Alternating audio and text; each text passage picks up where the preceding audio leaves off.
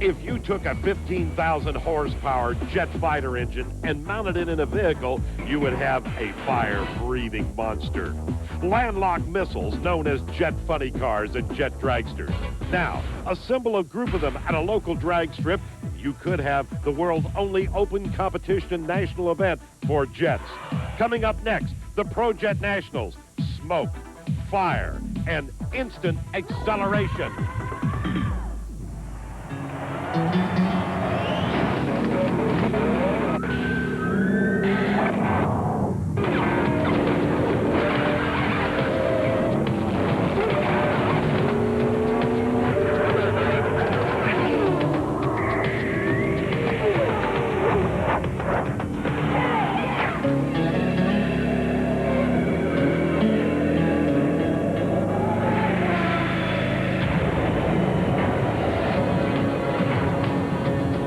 Welcome to Waterford Township in southern New Jersey. This is the first annual Pro Jet Nationals Atco Raceway in Atco, New Jersey.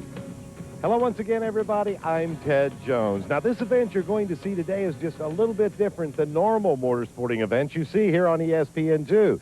That's because while these cars have motors, they're not internal combustion engines. They're rather thrust motors. They're jet engines. This is the Jet Nationals, and we have 8 jet funny cars and 8 jet dragsters, plus a jet Kenworth truck, even a jet limousine. This is one of the wildest and most unusual events you'll ever see here on ESPN2. The speeds they'll attain here at Atco Raceway, over 300 miles per hour. It's going to be one wild and very, very unusual event. Watch this. You're looking into the eyes of second-generation jet funny car drag racer Rich Hanna, son of Al Hanna. They're trying to qualify these 15,000 horsepower monster jet funny cars. Now, this is a very unusual and historic event. For more on that, let's go to Top End. Here's Brett Kepner. Ted, you're absolutely right. This is one big drag race, and an historic one. But keep in mind that these are not thrust machines as a solid propellant. They're not rockets. They are jet engines. And that means they're mixing air and fuel, igniting it to create basically an internal combustion engine situation.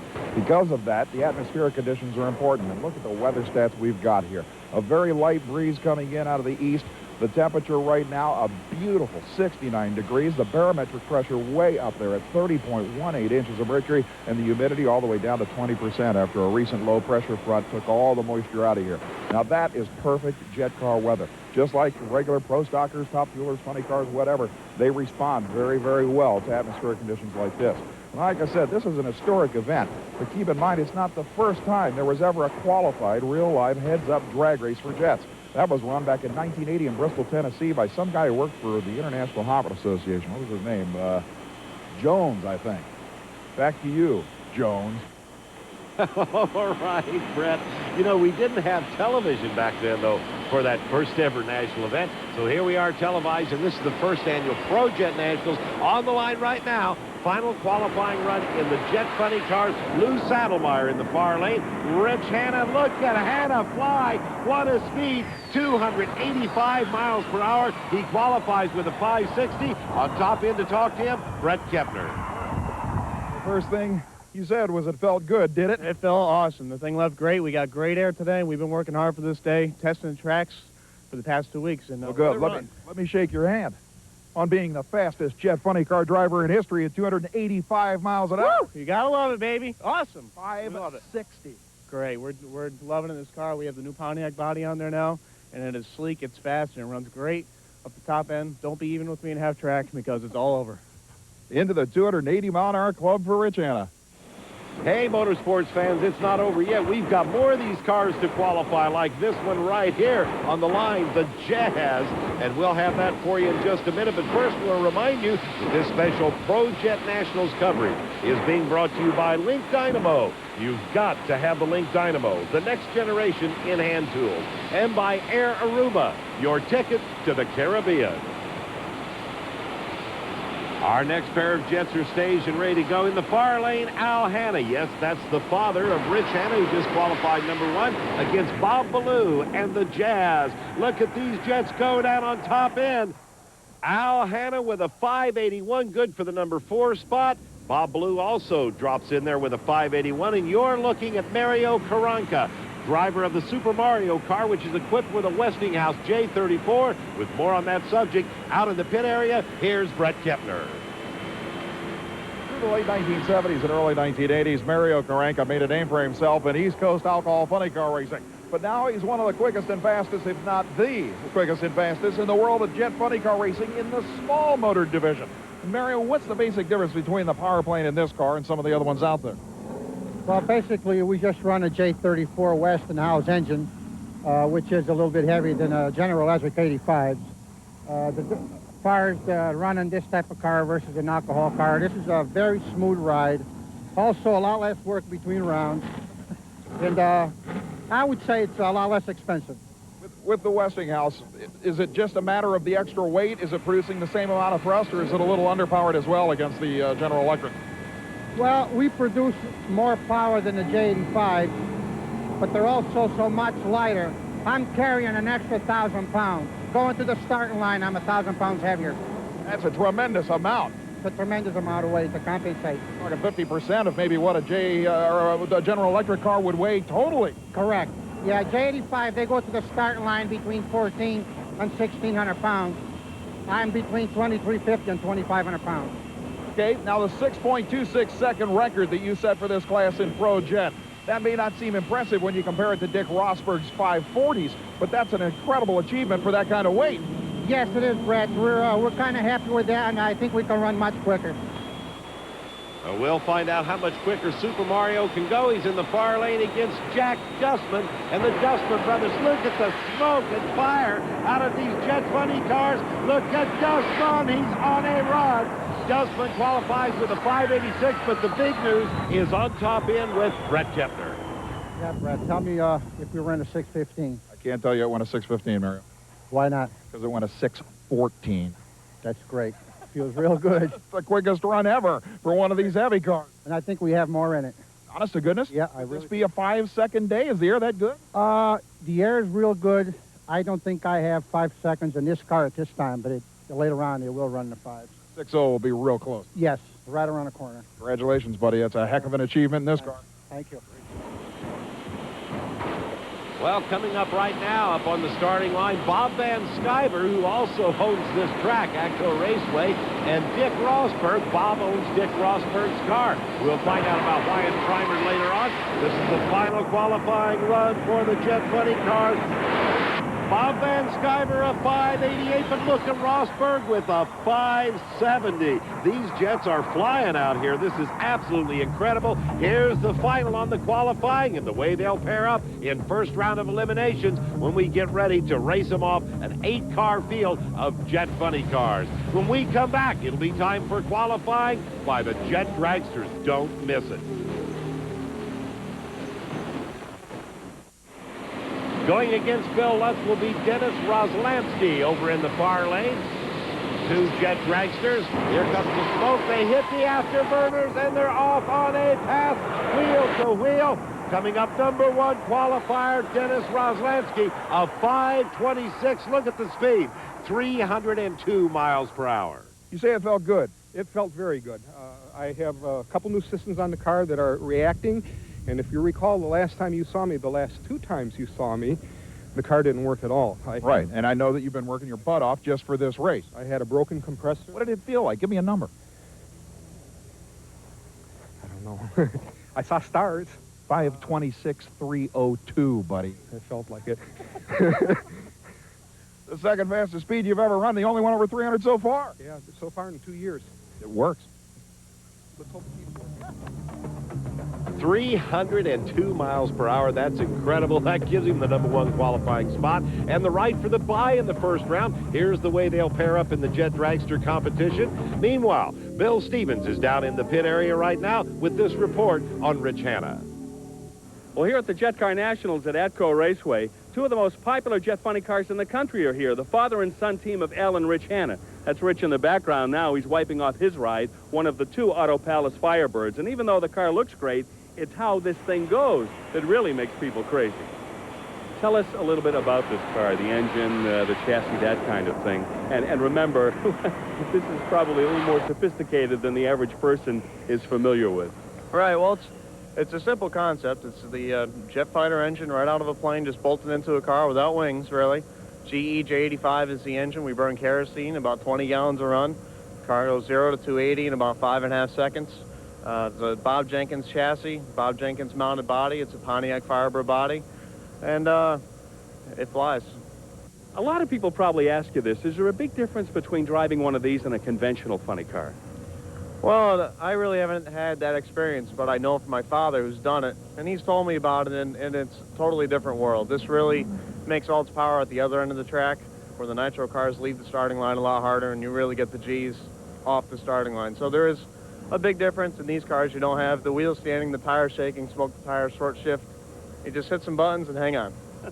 It must be a thrill for you racing against your dad after watching him for years and now actually being in the driver's seat opposite him. That's right.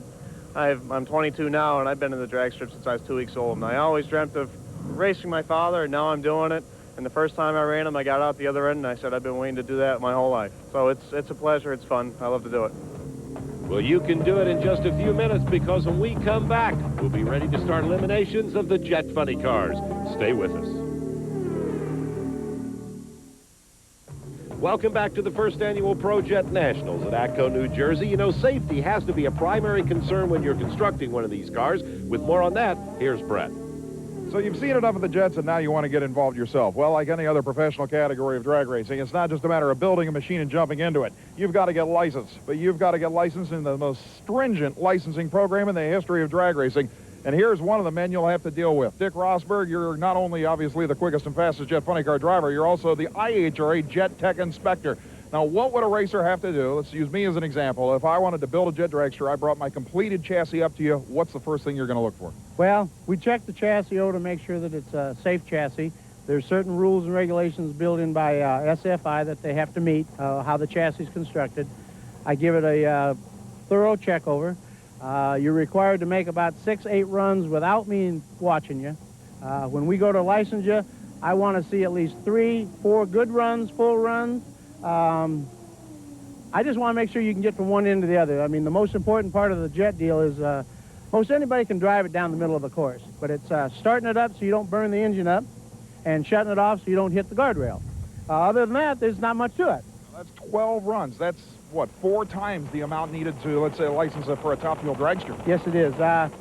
These don't drive any harder or easier than a fuel car. They don't tire shake, so they are a little easier, but the speeds are just like a funny car, like a fuel dragster. But it's basically because there's no engine to slow you down. It's a different sensation. You have a fuel car is guaranteed by speed. They'll just go so fast for as far as they go. If this goes further than a quarter mile, it will go faster. I mean, the farther they go, the faster they'll go. And just how fast will they go? Well, I really wonder. We'll watch this weekend at a quarter mile and see. Meanwhile, you're looking at Lou Saddlemeyer, who's ready for first round of eliminations. Lou gave us a comment about how fast he might go. Lou, how fast do you want to go this weekend? Fast enough to win. And how fast do you think that's going to be? Well, you know, it's really hard to tell the wind conditions, track conditions, and all that. We have run 270 with the car already in a 5-second bracket, so hopefully it'll be close to that today. Will one of these cars ever do 290? Well, I think it could eventually, you know, but it's going to take the right kind of body, of course, and all that. I mean, they become airplanes real quick if you're not careful. Is the air and the humidity and the heat as critical to the speeds on these cars as, say, you know, normally aspirated race cars? Without a doubt. You know, the intake is quite large, as you can see on these cars. And on a humid day, the car can slow down about 20 miles an hour in a quarter mile. Wanted, 1950 Oldsmobile and 1937 Packard parts. That's inside Lou's trailer. I can only wonder what his next project is. All right, Bill, I wonder too. Sounds exciting. By the way, he's driving a Ford Probe. That's his current project with a J60 General Electric engine. He's running against Dick Rosberg, the safety inspector licensing person you just met. Rosberg pulls out the win with a 585, 202 to Saddlemeyer's losing 595. Our next pair of jets coming up right now will be Bob Van Sciver, the track owner from Atco, New Jersey, that we already met with the Run and Scare Jet Funny car, sponsored by Snap-on Tools and Air Aruba. He'll be running against Bob Ballou from Windsor, Connecticut. Ballou has a 95 Oldsmobile Cutlass body with a J85 engine. The J85 engine is the engine of choice for these Jet Funny cars. Right now, they're doing what's called burner pops, warming up the afterburner. They're staged and ready to go. Listen to the RPM. They're off on a run. Suddenly, Van Sciver's chute comes out. He has problems. Bob Ballou will pick up the win with a 581, 263 miles per hour. Let's look one more time and see what happened. Bob Van Sciver was out first with a great 486 reaction time, and all of a sudden at the 8th mile, he shuts it down. He has a flame out, and the parachute comes out. That lets Ballou pick up the win. Our next pair coming to the starting line, the young #1 qualifier, Rich Hanna from Enfield, Connecticut, with his 95 Pontiac Firebird. He'll be going against Mario Carranca from Port Charlotte, Florida. That Westinghouse J34 heavyweight jet engine. Rich Hanna with a 560, 284.90 as Hanna continues to set the pace with that #1 qualifying. He's running 560 at 280 plus miles per hour. Now, Rich Hanna was not the first man to go over 280 miles per hour. It was this car, the Rock and Roll Thunder, driven by Jack Dustman, who's running Al Hanna right now. Al picks up the win with a 582. But believe me, Jack Dustman has a real place in history with that run at Englishtown. The name of the Dustman brothers will forever be etched into the drag racing history books as that of the first 280-mile-per-hour Jet Funny car team. But the Rock and Roll Thunder Funny car is indeed still one of the most popular out there for a variety of reasons. But you, of all people, have got to be proud of that achievement at Englishtown, New Jersey, only a few years ago. Oh, yeah, that was great. You know, at the time, nobody was even really close, like 276 or whatever, and went 281.40. That was just great. Now, you were one of the few teams that stepped out of the alcohol funny car ranks and moved into this, almost strictly from a profitability standpoint, and obviously you've made the right decision. Yeah, we did that out of a profit deal there, but as we got into the jets, we got caught up into the racing part of it. I mean, racing these guys, Hanna, Rosberg, Roger Gustin, it's competitive. It really is. The intensity has always been there, but like everybody else, the drag racing sanctioning authorities don't want to hear that word. No, I don't really think they do want to hear that, but I think it's too late. We're here and we're making a pretty big splash, and I think they can't ignore us too much longer. Every weekend, my brother and I, you know, we both drive, and it's kind of a battle deal. We both rag on each other, you know, pretty heavy about who got the best reaction time, you know, whatever. So, yeah. How did we determine who was driving here? I don't know. I'm actually 20 pounds heavier, so it just worked out that way. We'll be ready to go with semifinal action. It'll be Al Hanna against his son, Rich Hanna. That'll be interesting. And Dick Rosberg will come up against Bob Ballou. But when we come back, we'll have the first round of eliminations for the Jet Dragsters.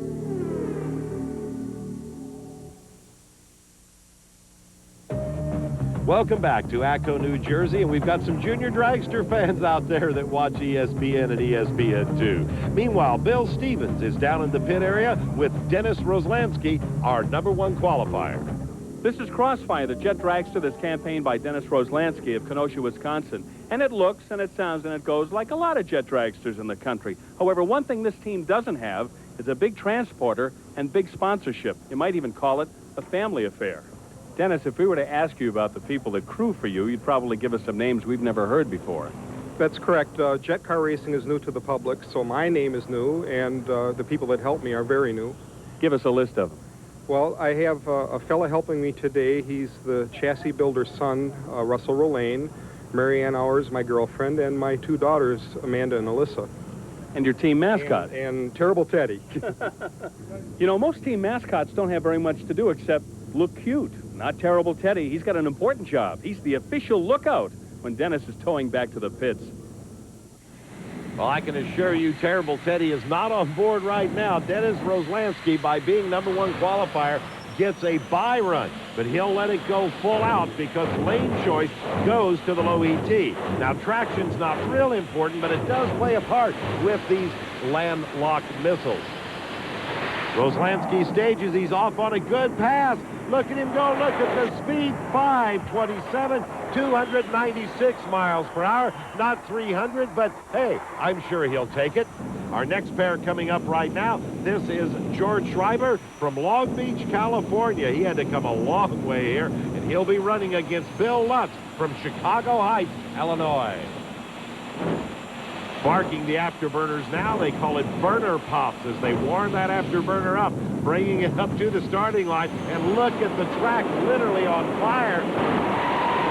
Wow, they broke off the line, a double red light. George Schreiber will be declared the winner of this round because he red lighted last on the first or worst rule. Bill Lutz will be declared the loser. Meanwhile, Danny Sullivan is ready to go in his dragster. To find out more about him, let's go back to the pits. Here's Brett. Just about every one of ProJet's membership has a history of some kind of professional drag racing. A lot of nitro drivers included there, including Al Hanna and Bill Lutz, who campaigned top fuelers for years. How about Dan Sullivan, who's driving a team, or I should say leading a team, that actually has a little basis in Pro Stock Eliminator. An amazing group of people that have come together for the Chicago Rush team. Right. We ran Pro Stock for UDRA back in 75 and 76. Actually won their points championship. Actually, the previous driver did it. The hot pants Hemi Colt, I drove that. That was a ride and a half. Well, I mean, we're talking about a 90-inch wheelbase Hemi-powered car, and then these things. I mean, it's got to be a variety of different driving experiences, I would think. Well, I've been driving since '68, and I got to have something that gets me down the track with some excitement. This car has developed a tremendous reputation in man race circles. I mean, this car can hit the best of them in any day of the week. Yeah, we get tuned up in the 290 range. We're trying for that today. We haven't got to the 300-mile-an-hour range yet, but we're trying. Meanwhile, they're up and ready to go. Billy Farkas in Wayne Canoe's Odyssey in the far lane. Danny Sullivan, the Chicago Rush, in the near lane. Wow, look at Farkas run that Canoe car. Billy Farkas picks up the win with a 544, 288 miles per hour. The good news, though, for Danny Sullivan is he will get reinstated under Pro Jet rules as being the low ET that lost in this round. If you're looking for a between rounds thrash here at the Jet Car Nationals, obviously this is about as rough as it's going to get. Barring any unforeseen fuel system changes that are any actual repair that needs to be done, this really isn't too much in between rounds for any team. As a matter of fact, Dennis Roslansky, the #1 qualifier, is going to replace a pilot chute that popped off on that first round single, but other than that, this is about as much work as he's got to do. Fire up the generator and get ready to charge the starting batteries for the next round. And that next round will be coming up. We'll also find out about a jet that crashed. Stay with us.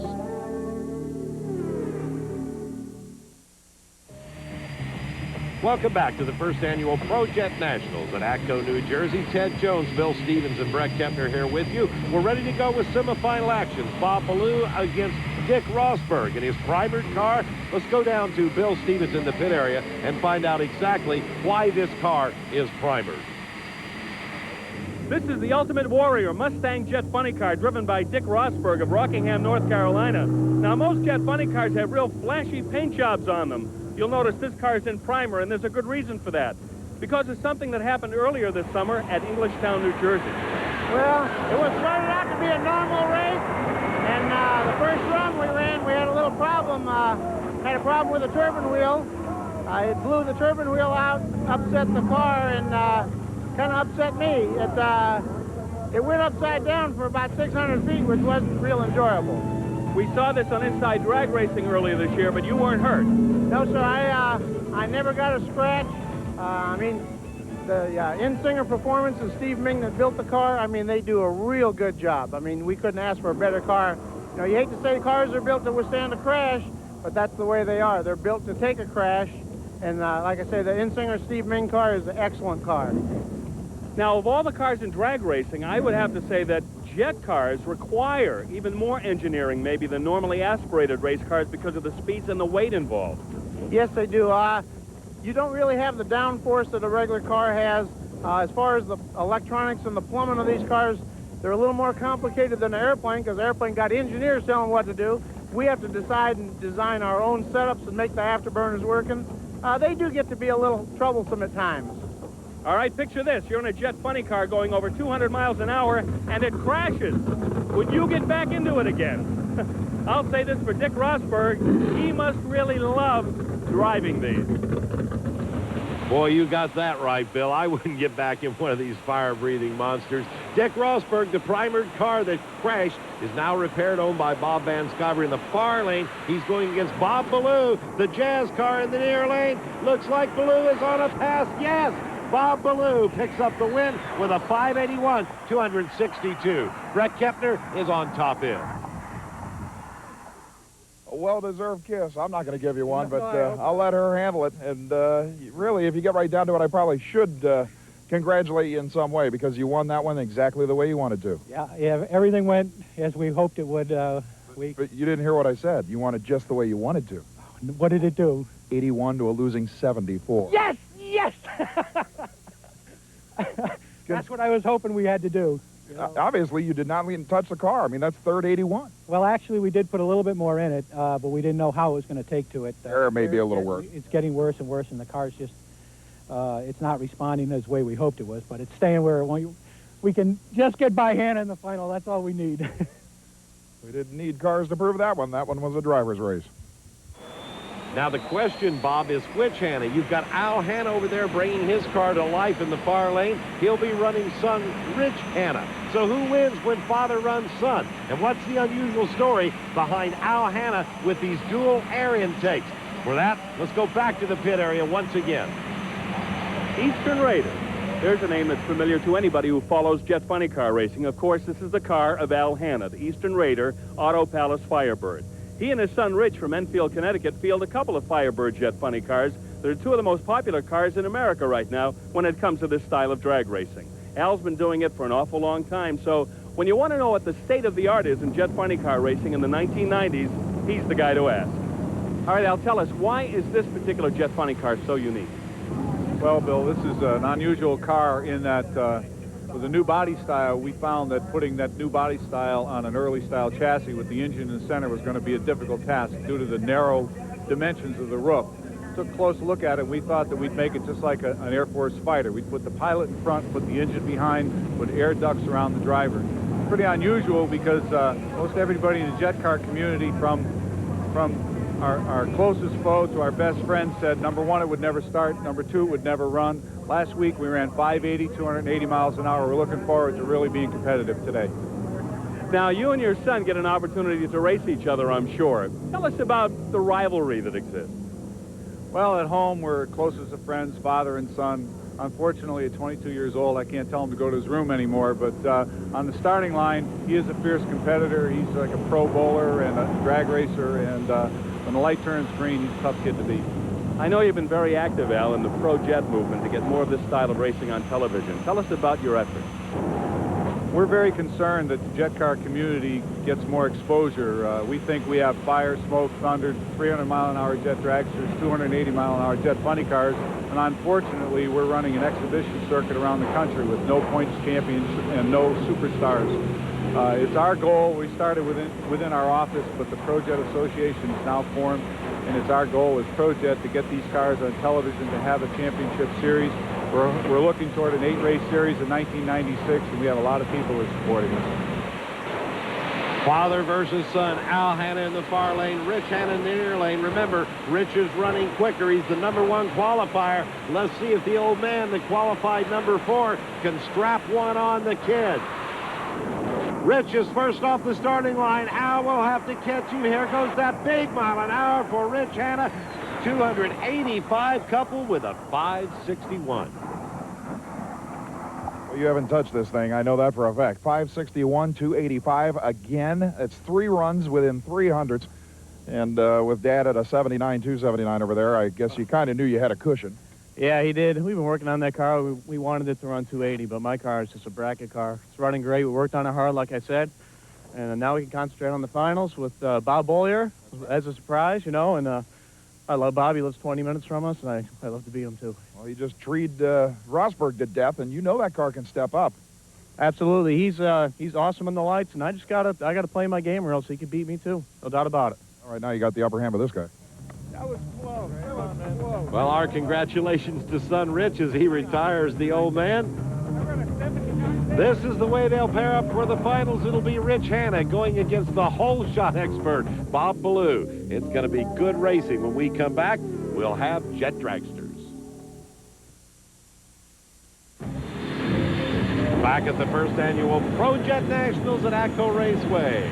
The jet dragsters are on the pad. They're fired up, beginning to warm those afterburners up. Look at the flames come out from behind those cars. This is Dennis Roslansky, our #1 qualifier from Kenosha, Wisconsin, going against Danny Sullivan in the far lane. Sullivan, the man that was reinstated by having low ET in the first round of eliminations. It'll be Dennis Roslansky, a walkover actually, 527, 301 miles per hour. You just don't look any happy anymore. I mean, you struggled all summer long. You dreamed of running this race, and now you get out, and it's just like, another round. I'm in the final. All right, Dennis. Thank you. What can I say? Did you lean on it? Did you lean on it at all? That's what I'm going to ask. I've been going very slowly, and I'm curious this time what it is. Because the air is not as good as it was in the first two passes. What direction it's going to go with richening it and leaning it. I think you're on the right track. 526, 301. Oh, boy. Good, good. In the heat of the day. It's amazing, isn't it? Amazing how things turn around. Things run so good one time and run so poorly. Boy, they're hard to keep up with. If you could figure that out, you'd be wrenching for everybody in this sport. Maybe even be an aircraft mechanic. Thank you. Our other semifinal pair will be Billy Barkus in the Odyssey against George Bushmaster Schreiber. Bill Stevens is with him now. This is the jet dragster driven by Commander George Bushmaster Schreiber of Long Beach, California. It is a very impressive automobile. However, take a look at his transporter. Now, this guy knows how to travel in style. Yeah, well, long story in this thing. It's a homemade unit. I built it myself. Took me 3.5 years to complete this whole thing, and at times I didn't think I'd ever get it done. Ran out of money 5 times. I finally sold my house so I could finish it. So it was one of those vendettas. I was going to either die or finish building this thing, but it's neat now. It works, and it's great. What are some of the extras in this? Well, we got 2 living quarters in it because we're on the road like 10 months out of the year. So we built a living quarters in back of the tractor and living quarters in the trailer. And my oldest son, Eric, he was crew chief for the first 3 years, and he lived in the front apartment, and we lived in the back apartment. So it's kind of a different thing. We had a 6-foot video that we ran inside doing some of Don Garlis's tapes on his museum of drag racing. I have an old car in there, and Blue Angels. I'm an honorary member of the Blue Angels, and so we run videos of that, and so we kind of made it an entertainment center for the spectators when they come to the races, and it's worked out real good as we do our match races across the United States. 10 months out of the year, you must have as much mileage on the race car as you do on the transporter. Yeah, pretty close. Well, I'm retired now. I've been drag racing for 43 years. And I did like all them weekend warriors. You know, one time I worked 3 jobs so I could run a top fuel car. I loved it, and I finally just got to the point where I retired, and now this is all I'm doing. We just travel around the country, and we have a good time. It's a great sport. I love the people involved in it. Well, here is George ready to go with the Bushmaster car against Billy Barkus over there in the far lane. Wayne Knuth's Odyssey car. Look at the smoke as he heats that afterburner up. Oh, Barkus off the line. What a hold shot. A 531 to a 766. 563 winning time for Barkus. Bushmaster only win a 603. Here's Brett. Tell you what, this shows you what a sportsman drag racer can do in one of these things. Another massive hole shot. Well, really, oh, man. You know, the sun's behind us, and it's kind of hard to see the tree, but it has been improving as the sun's moving a little farther to our right over here. A problem that you should be used to. That's what you got to deal with in sportsman. Absolutely, and it's paying off here. 553, I believe it was, at 288, so it's slowing down a little bit, but this is the worst air of the day. Right. Well, you know, we're trying a few things here with the way that we stage the car and how we close the bleed doors, and that does affect the how the car runs, but it keeps us from rolling through the beams. I was going to say, that leads me to believe that you're not closing them up fully then. Right, exactly. So it's a stable run. We know we're going to make it, but yeah, I'm going to take a little time here and, you know, work on when I go to commit to this, and then it'll run quicker yet. So here's our final pairing, Billy Barkus against Dennis Roslansky. Should be a great race. When we come back, we'll have one of the most unusual things you've ever seen. The world's fastest jet-powered Kenworth truck. Can you believe that? Stick around.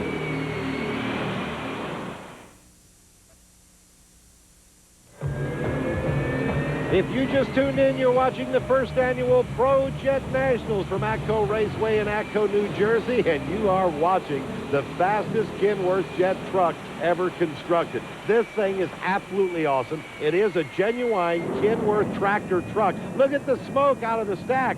You talk about a fire show. This thing has the grandfather of all afterburners. It's driven by Bob Motes, and it has so much torque that he actually rocks the entire truck back and forth. To find out more about Motes, let's catch up with Bill Stevens. Bob, let me guess. One night you and your buddies were sitting around and one of them said, hey, let's put a jet engine in a Kenworth. Well, it was similar to that, only it's my son and myself that did it. We talked about it. We had a jet car before, and we decided to do something different. We decided to build a truck. This must have taken a lot of real special planning and engineering to build. We worked about 1.5 years to get it together, to put it, to make all the adjustments and run it. Been running for some time now. We were the first ones with a jet truck, and there's only been one other one that's competitive with us, and we're pretty happy with it. This doesn't have what you would call wind-cheating aerodynamics, but it goes pretty fast. It'll run over 200 miles an hour, and if everybody looks at it, kind of tries to figure out how you push a house down the track at that speed. Wow, a house. That's an understatement, Bob. Watch this thing. Listen to the RPMs come up. Look at the smoke out of the stack. Ladies and gentlemen, the greatest exhibition vehicle in drag racing. Bob Motes and his jet Kenworth. Here he comes. He's running right into your living room.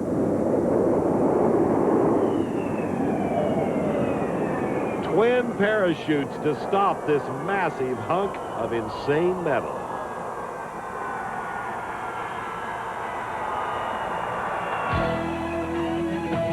Right now, it's time for the Performance Tip with 200-mile-per-hour Bill Kuhlman, brought to you by Summit Racing Equipment, the World Speed Shop.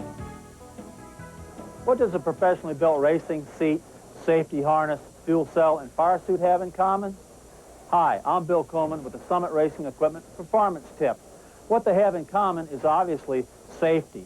Safety is an often overlooked area in your high-performance street vehicle and in some professionally built racing vehicles. What you look for is a reputable company such as RCI that will provide you with literature on how to properly install these items. And also, remember maintenance. You maintain that engine, but let's maintain the apparel, maintain the harnesses. Also, maintenance of these items, such as fire suits and seat belts, require cleaning. Remember, oil contaminants do deter from the safety factor that the suit is designed to protect you from. And also, always look for the SFI safety tag. That's your assurance that this thing has been properly inspected. There aren't too many 500 SECs at drag strips, and there sure as heck aren't an awful lot of Mercedes limousines. But this one has got to be the single wildest in the history of the world. Take a look. One of the longest wheelbase machines ever to hit the quarter mile, but back behind it, the Westinghouse J34 jet aircraft engine that will produce almost 8,000 pounds of thrust, over 15,000 horsepower, and propel this incredible machine down the quarter mile in record time. And one thing about this limousine, by the way, it comes with its own chauffeur. That chauffeur is named Jim Nielsen from Las Vegas, Nevada, staging that incredible Mercedes-Benz limousine, stretch limo. Here he goes with the J34 Westinghouse jet engine. He'll begin gaining speed down on top end. Yes, Jim Nielsen, a beautiful exhibition pass. Brett Kepner's on top end to find out more about driving this thing. Is this thing as much of a handful as one would think down there, or is this much body work give it the downforce you need? Yeah, it's exactly one hand and then one hand on the throttle, and it's a handful, yes. Try this thing with one hand. One-handed, and then you got your hand on the parachute and the fuel shut-off. Well, it's got to make it stable as heck. Yeah, well, I'm a pretty stable guy. So one of the wildest things out there. Great pass. Oh, yeah, thank you very much. The air is good, everything's great, and this is for Pro Jet. Good pass. Thank you, man. Wow, how would you like to have that pick you up for your high school prom? Stay tuned. We'll have finals when we return.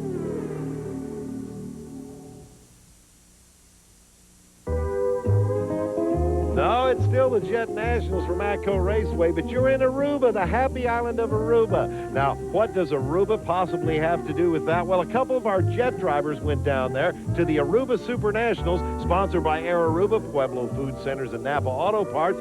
Bob Van Sciver did some burnouts on the pit road, and Pat Davidson made a record run and set the Aruban record while he was down there in Aruba.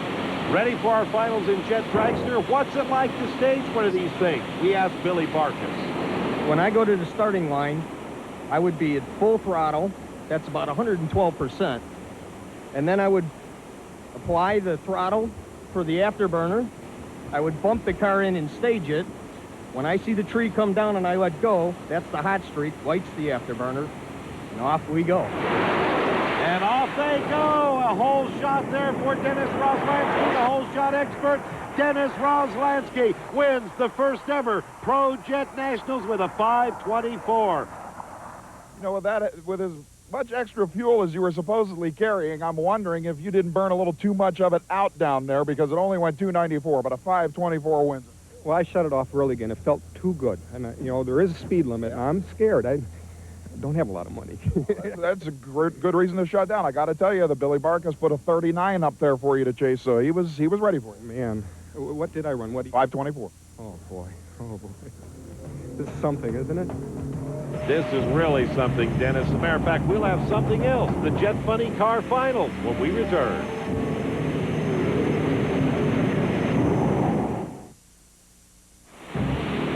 Welcome back to the first annual Pro Jet Nationals. Our finals are on the line right now in Atco, New Jersey. For the Funny Car Championship, Rich Hanna going against Bob Ballou from Windsor, Connecticut. Hanna hailing out of Enfield, Connecticut. And it's a red light start for Bob Ballou. Rich Hanna will pick up the victory with a 5:58, 287 miles per hour. Almost broke that 290 speed limit. You think jet racing isn't close? Take a look at exactly how close this was as they come to the finish line. Hanna barely caught him. Want to see expression? How's that for expression? I mean, that's a big one. In the 550s, the fastest speed ever recorded by any funny car without wheel drive. We love it. Absolutely, we love it. We didn't even touch it. We didn't want to hurt ourselves, you know.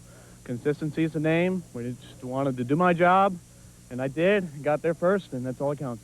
The one thing you're not telling us, and it's kind of understandable, is the fear you felt when you realized that Ballou was so far out on you. Well, I knew he was going to try. I think he gambled. I think he red lit. He did, but you didn't know for sure. I didn't know, and I was not going to take any chances. I was out the back door. Yep, you had to chase it. We love it for all our sponsors, Auto Palace, Pontiac, and all the people who've helped us out. You know, my family and my girlfriend, without their support and our sponsors, we wouldn't have done it. Our congratulations to Rich Hanna. This special coverage of the first annual Pro Jet Nationals was brought to you by Link Dynamo. You've got to have a Link Dynamo, the next generation in hand tools. And the island of Aruba, one happy island. Now, there were some sportsman competitors here this weekend. Our Super Pro winner was Joe Ither with an 886 dial-in. He ran an 890 at 137 miles per hour to pick up the Super Pro championship. And in Super Stock Eliminator, our congratulations to Mark Dickerson. He dialed 1128, ran an 1131 at 115 with that good-looking Mopar. This is Ted Jones on behalf of Brett Kepner and Bill Stevens. Thanks for joining us. See you next year with the Pro Jet Nationals. So long, everyone, from Atco, New Jersey.